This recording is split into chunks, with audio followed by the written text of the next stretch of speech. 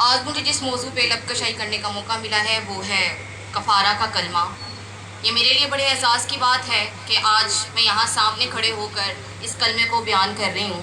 میری اوقات تو نہیں، لیکن پھر بھی دعا گو ہوں کہ جو بھی بیان کروں وہ سب خداوند کا پاک روح مجھے گائیڈ کرے اور اسی طور سے بیان کر سکوں۔ کفارے کا کلمہ، سب سے پہلے ہم دیکھیں گے کہ کفارہ کیا ہے۔ کفارہ وہ ہے جو خداوند یسوع مسیح نے ہماری خاطر صلیب پر اپنی جان دی، ہماری گناہوں کی خاطر۔ یہ کفارہ خداوند یسوع مسیح نے ہماری خاطر صلیب پر دیا۔ دوسری بات یہ کہ جب خداوند یسوع مسیح نے صلیب پر اپنی جان دی تو وہ تیسرا پہر تھا۔ یہودیوں کے اوقات کے مطابق جو تیسرا پہر بنتا ہے وہ صبح 9 بجے سے لے کے 12 بجے تک کا بنتا ہے، اور 12 بجے خداوند یسوع مسیح کو صلیب پر دیا گیا، اور تب وہاں پر ایک حیرت انگیز واقعہ ہمیں دیکھنے کو ملتا ہے کہ بہت ہی زیادہ طوفان اندھیری وہاں پر چھا گیا، ایک تاریخی چھا گئی۔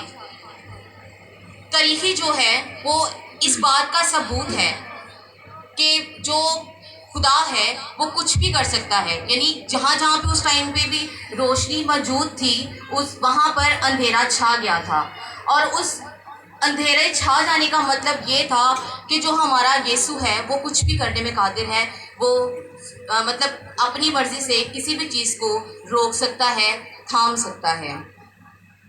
یہ اندھیرا 12 سے 3 بجے تک رہتا ہے، اور جہاں جہاں اس وقت روشنی تھی تاریکی میں بدل گئی۔ اس کا مطلب یہ ہوا کہ خدا جب چاہے سورج کو روک سکتا ہے، تاریکی میں بدل سکتا ہے۔ کچھ لوگ بولتے تھے کہ یہ اندھیرا ایک طوفانی ہوا کی وجہ سے ہوا تھا جس نے مٹی اور خاک کو ہوا میں بکھیر دیا تھا۔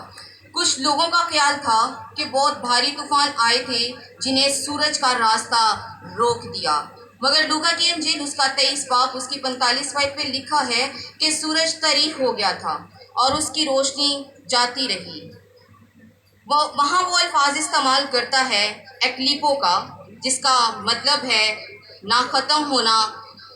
یہ نہ صرف سورج وہاں پر یہ بھی بیان کیا گیا کہ وہاں پر سورج گرہن بھی نہیں لگ سکتا تھا، کیونکہ اس ٹائم میں فسح کی جو کیا کہنا چاہیے فسح کی قربانیاں تھیں وہ دی جا رہی تھی، فسح کی عید منائی جا رہی تھی، اور وہ پہلے مہینے کے شروع میں ہی منائی جاتی تھی۔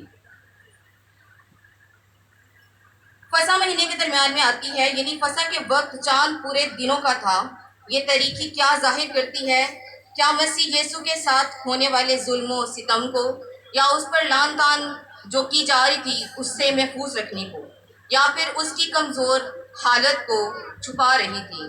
کیا خداوند یسوع مسیح کی طرف سے یہ ایک احتجاج تھا اس ظلم کے خلاف؟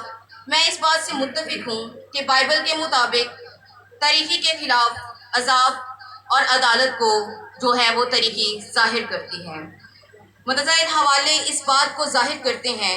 یسایہ 5 باب، یسایہ 13 باب، 60 باب، یوئیل 2 باب اور 3 باب، اموس 5 باب اور صفنیہ 1 باب، متی 24 باب، مرکز 13 باب، لوکا 21 باب اور اعمال 2 باب۔ ان تمام حوالوں کو الہی عذاب کے ساتھ چھوڑا گیا اور خدا کی نجات کو ہمیشہ نور کے طور پر دیکھا گیا۔ مکاشفات 6 باب، جب خداوند عدالت کرنے کو آئے گا تو تاریخی ہوگی۔ دوسرا پطرس 2 باب میں آمد ثانی کے موقع پر بھی تاریخی ہوگی۔ تاریخی جو کہ عدالت کے سزا کے ایک ظاہری علامت ہے، اور صلیب جو اس کی الہی ججمنٹ ہے۔ اور یہاں خدا یہی دیکھ رہا تھا کہ گناہ کی سزا دی جا رہی ہے۔ خدا صرف ایک چیز کی عدالت کرتا ہے اور وہ ہے گناہ، اور خدا جانتا تھا کہ اس کی یہی وجہ تھی دنیا میں آنے کی کہ وہ گناہ کے بغیر تھا، مگر پھر بھی اس نے ہم سب کے گناہوں کا بوجھ اپنے سر پر اٹھا لیا۔ یسوع نے خدا کے عذاب کا پیالہ برداشت کیا۔ اب سزا کے ختم ہونے کا وقت ہے، یعنی اختتام ہونے کا۔ آیت 46 کے مطابق وہ زور سے چلایا۔ وہ نہ صرف جسمانی طور پر تکلیف میں تھا بلکہ روحانی طور پر بھی وہ تکلیف میں تھا۔ خدا ہمارے گناہوں کا کفارہ دے چکا۔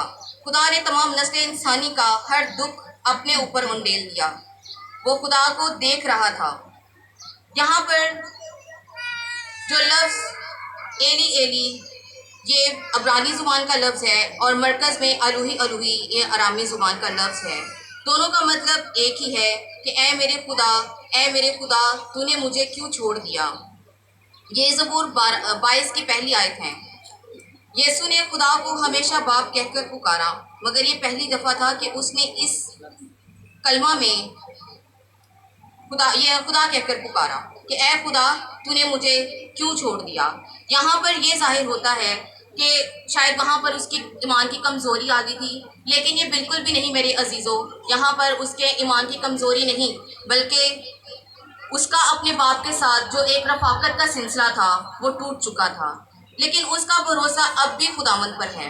اس رفاقت کے ٹوٹنے کی وجہ سے ہی اس نے اے باپ سے اے خدا کہہ کر اس سے علیحدگی کا بھید ظاہر کیا۔ آئے میرے خدا تو نے مجھے کیوں چھوڑ دیا، اس کو سمجھنا انسانی سوچ سے بالکل پرے ہے۔ یہاں پر میں ایک شعر عرض کرنا چاہوں گی جو میں اپنی زندگی کے بارے میں آپ سب کے ساتھ شیئر کرنا چاہوں گی۔ نہ میں جنت کی لالچ کو اس کی عبادت کرتی ہوں، نہ میں جنت کے لالچ کو اس کی عبادت کرتی ہوں، نہ میں دوزخ کے ڈر سے اس کی عبادت کرتی ہوں۔ میں اس کی عبادت اس لیے کرتی ہوں کیونکہ وہ ہے ہی عبادت کے لائق۔ خداوند آج کے کلمہ کے وسیلہ سے آپ کو اور مجھے